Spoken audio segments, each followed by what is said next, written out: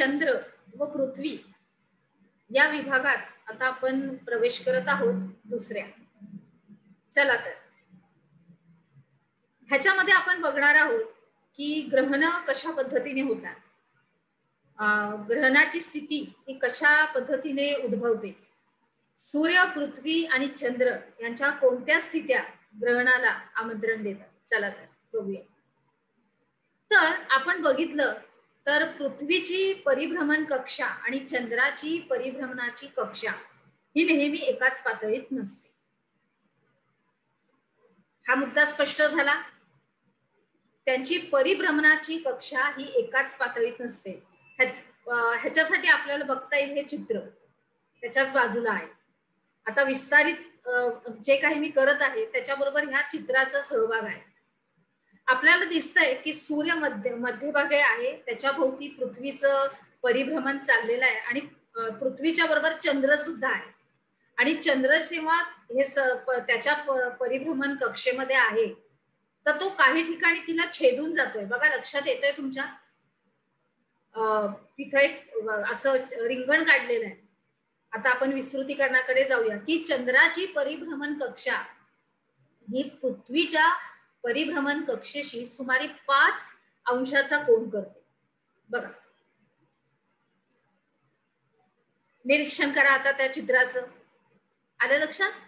चला, परिणामी चंद्र प्रत्येक परिभ्रमणा दरम्यान काय करतो तर पृथ्वीच्या परिभ्रमण प्रतलाला तो 2 वेळा छेदून जातो, म्हणजे त्याला काटून जातो. सुरुवातीलाच मी तसं सांगितलं होतं तुम्हाला की कशा रीतीने त्यांचं परिभ्रमण चालू असतं आणि ते करता करता तो तिच्या परिभ्रमणेच्या प्रतलाला हा 2 वेळा छेदूनही जातो. तर प्रत्येक अमावस्येला सूर्य, चंद्र आणि पृथ्वी यांना जोडणाऱ्या रेषेत हा 0 अंशाचा कोन असतो. बरोबर, एकाच रीतीने छेदत गेलं तर त्याला 0चा कोन असं म्हणतात. आणि पौर्णिमेला हाच किती अंशाचा असतो? 180. किती असतो? 180. बरोबर. परंतु असं असलं तरी प्रत्येक अमावस्या किंवा पौर्णिमेला सूर्य, चंद्र आणि पृथ्वी हे एका पातळीत व एका सरळ रेषेत येत नाहीत. काय करतं? एका सरळ रेषेत येत नाहीत. म्हणूनच प्रत्येक अमावस्या व पौर्णिमेस ग्रहणे होत नाही. प्रत्येक जे अमावस्या येते, पौर्णिमा येते त्यावेळेस कुठली ग्रहण वगैरे होत नाही. ती स्थिती उद्भवत नाही ग्रहणाची. लक्षात आलं? जरी ते एका पातळीत एका रेषेत आले नाहीत तरी. बरोबर आहे? मग काय आहे पुढची स्थिती? काय तर काही पौर्णिमा आणि अमावस्येच्या नंतर सूर्य, पृथ्वी आणि चंद्र एका सरळ रेषेत व एकाच पातळीत. कधी कधी अशी स्थिती होऊ शकते. फिरता फिरता ते तिघही काय करतात, कधी कधी एकत्र येतात. म्हणजे एकाच रेषेत, एकत्र म्हणजे एकाच रेषेत त्यांची फिरण्याची गती येते. बरोबर आहे? लक्षात आलं? हे या चित्रात नाही. मी हे तुम्हाला विस्तृतीकरण सांगत आहे की ते ग्रहणाची स्थिती कशी उद्भवते. तर हे तिघही जे आहेत ते सरळ रेषेत आणि एकाच पातळीत असे येतात, एकाच अशा दोरीमध्ये येतात, तेव्हा ग्रहण होतात. काय होतात? ग्रहण होतात.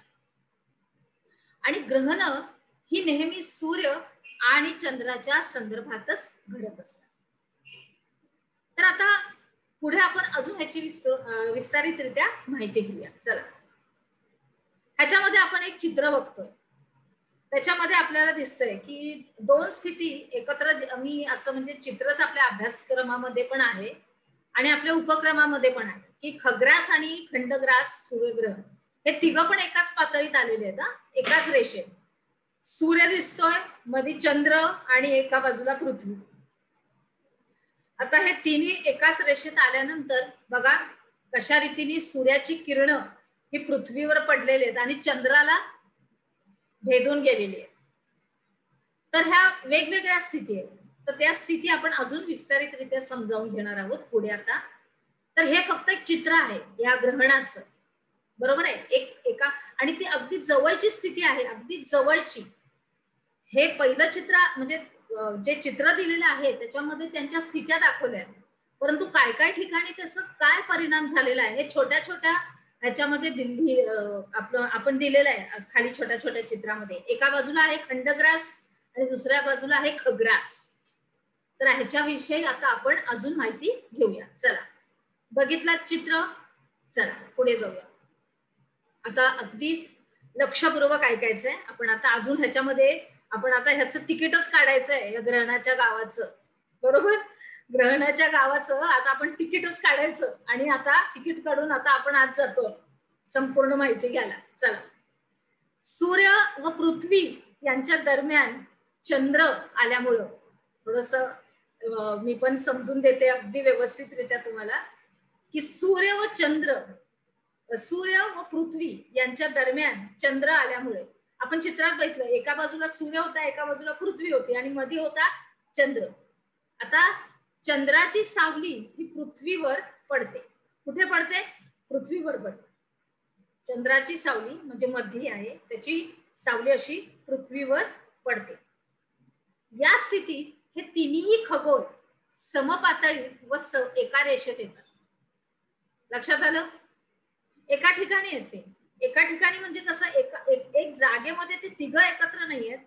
तर हे बघा, परत आपण बघूया चित्र की ते वेगवेगळे आहेत, पण स्थिती तुमच्या लक्षात आलेली आहे.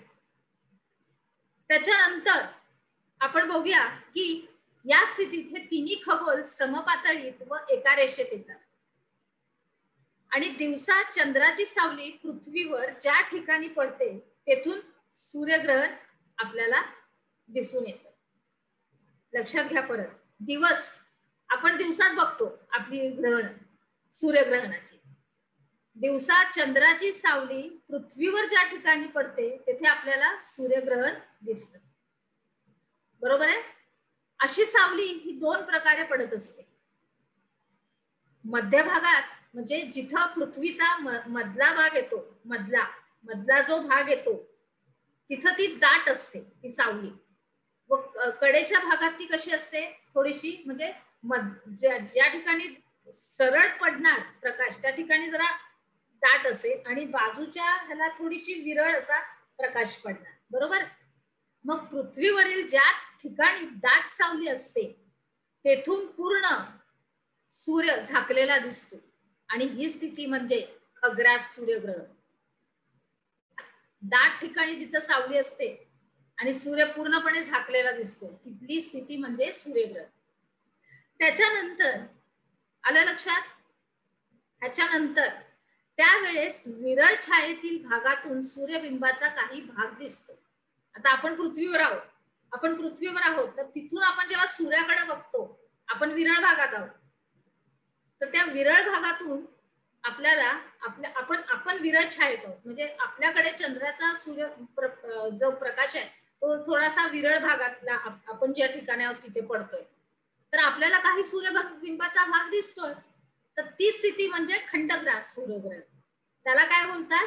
खंडग्रास सूर्यग्रहण. आता आपण हे कसं अनुभवतोय, तर आपण पृथ्वीवर आहोत आणि आपण बघतोय पुढे की कशा पद्धतीने दाट सावलीमध्ये जिथं लोक असतील ते बघतील तर ते खग्रास म्हणणार सूर्यग्रहण, आणि जिथं विरळ छायेतील भागातून विरळ असलेल्या छायेतील भागातून आपल्याला सूर्यबिंब हा खंडग्रास म्हणून दिसण्यात येणार आहे.